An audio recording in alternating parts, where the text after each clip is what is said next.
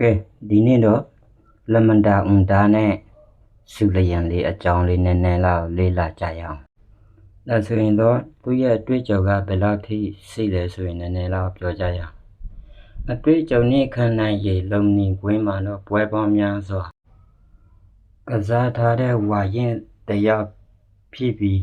သူ့ရဲ့သမဏီစိတ်ဓာတ်ကတော့တော်တော်လေးအသာချက်တစ်ခုပါပဲဘယ်လောက်ထိခိုက်ပါစီနောက်မဆုတ်ပဲအလဲထိုးနိုင်စွမ်းက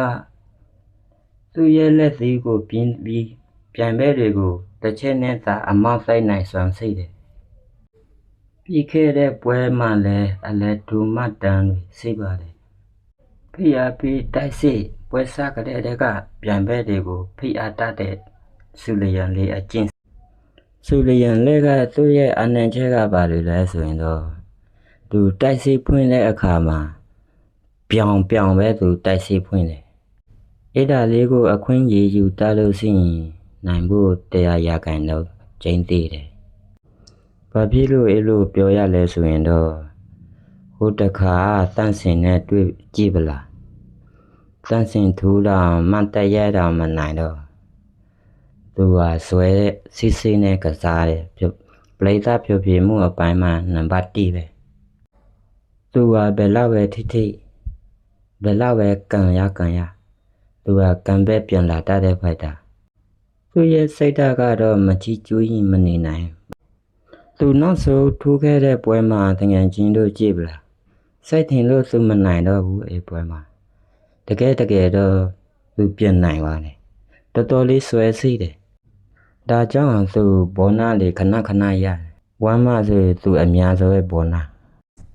ဒါဆိုရင်တော့လမန်တာအွန်ဒါဘက်ကိုပြန်သွားကြရအောင်လမန်တာအွန်ဒါလည်းတော်တော်ကျန်တဲ့ဖိုက်တာပဲချက်ဖျားနဲ့ထိုးတဲ့ပွဲမှာတကယ်ချင်းတို့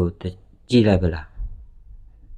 တော်တော်လေးကျန်တယ်ဟိုဘက်တယောက်လဲနောင်တောင်ရဒီဘက်တယောက်လဲနောင်တောင်ရဒါမဲ့ဆူလျံလည်းဒီပွဲမှာတော့တော်တော်လေးခက်ခဲမယ်ဘာဖြစ်လဲဆိုရင်တော့လမန်တာအွန်ဒါကသူငယ်တည်းကထိုင်းမှကျင်းလေနေတာဒီပွဲမှာတော့သူပါအာနေချက်စိတ်လဲဆိုရင်တော့သူကမြန်ဆန်တယ်နေစနစ်ကောင်းတယ်အသက်လည်းငယ်တယ်အသက်18နှစ်ပဲလူငယ်တဦးလည်းဖြစ်သလိုလမန်တာအွန်ဒါကတော့နေစနစ်ပိုင်းရောတွဲလွဲမှုပိုင်းရောတော်တော်လေးကိုပန်နဲ့အတော့ချတတ်တယ်သူကပုံစံမျိုးစုံဒူးဝတတောင်အကောက်ဆုံးထုတ်ဆုံးတတ်တဲ့ဖိုက်တာတက်ကြွမှုပိုင်းမှာတော့သူကတော့လူငယ်တယောက်လည်းဖြစ်သလိုမကြောက်မရွံ့ပဲသူတတ်တဲ့စိတ်ဓာတ်သူ့မှာတော်တော်လေးကိုအသာချက်ရှိတယ်သူ့ရဲ့အနှံချက်ကပါလဲဆိုရင်တော့အတွေ့အကြုံနည်းသေးတယ်ပြီးတော့ဒီပွဲမှာတော့သူစင်ပြန်ရမယ်ဖိုက်တာကတော့ဝါရင်တယောက်လည်းဖြစ်သလို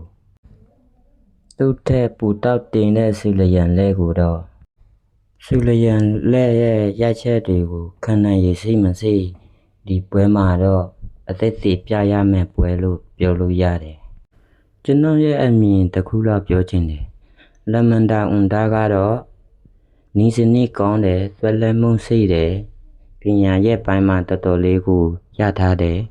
အခုကြည့်နေတဲ့သူတွေကျွန်တော်ရဲ့ညီကိုတွေတခုလောက်တောင်းဆိုချင်ပါတယ်ကျွန်တော်ကိုလည်းဖို့လိုပါလေးလောက်ထားပါ